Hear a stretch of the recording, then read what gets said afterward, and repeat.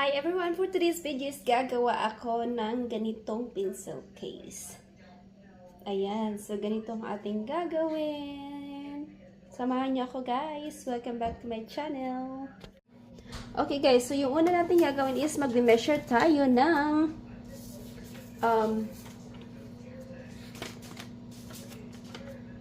so ito yung whole paper niyo. So ito yung printing paper.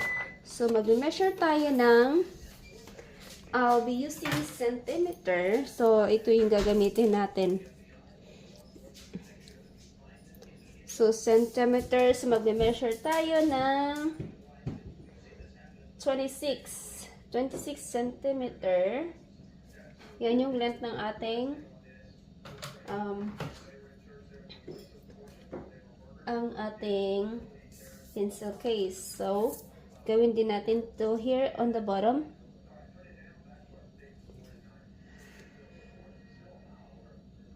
Like that, 26. And after that,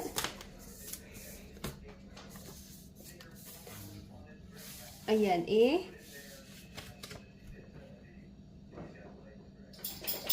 connect na natin siya guys.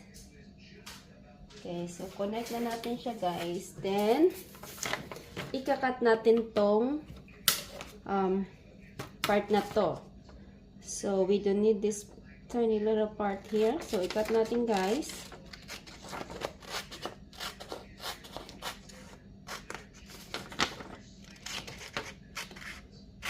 Ayan. Then, after nyan, i-fold nyo to. Ayan, ganyan. I-fold nyo. Fold it in half.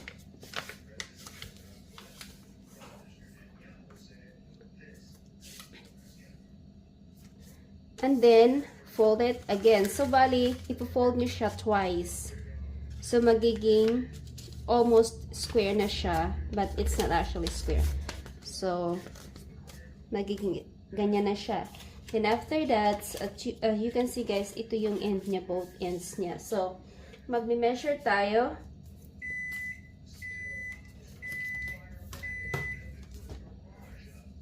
Okay, so, from this end up to here, magme-measure tayo ng 2.5 na 2.5 centimeter. So, yan yung 2.5. Tapos, dito naman is magme-measure tayo ng 1.5 cm from dito guys ha. So, ayan, 1.5 cm. Ayan, so yan na siya. So, i-connect nyo lang siya guys. Make sure kunin natin ulit yung ating 2.5 para hindi tayo malito. So, ayan. Mark nyo yan. Tapos, after nyan guys is i-connect nyo ulit from here to this.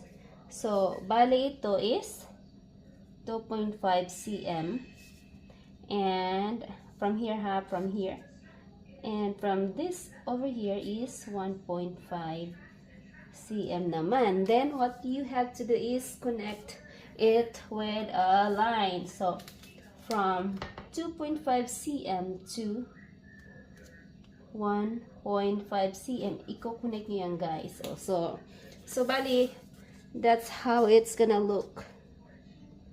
So, ganyan na guys. Okay. And then, dito naman guys is, magme-measure ulit tayo ng 2.5 from this end to here. CM pala, I always forgot to you.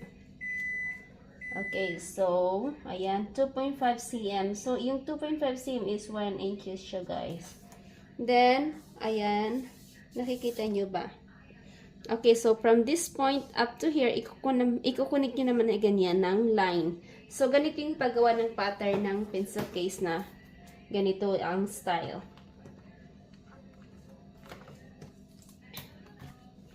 So, ayan, i-connect nyo. Ayan, guys. So, after nyo makonect is, ikakat nyo tong extra piece na yan. So, ikakat nyo yan. So, bali ganito yun na yung magiging itsura niya. So, ayan na yung kinat mo both side.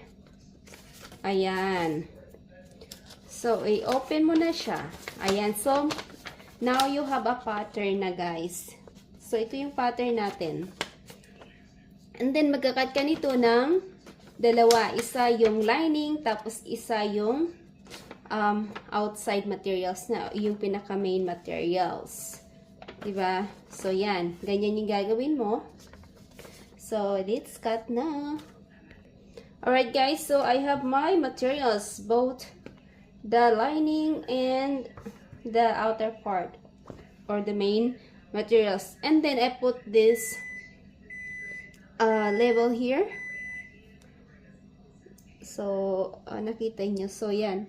I put that. Then, first thing you're gonna do is, you're gonna put the zipper. So, ilalagay na natin ang zipper. So, guys, I'll be using this zipper here. Ayan. Oh, perfect lang siya, guys. Almost perfect. So, there.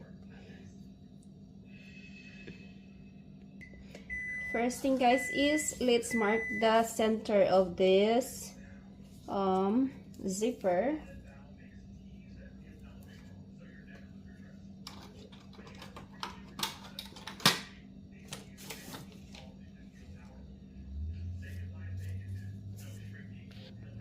Okay, everything has been marked, so we put together.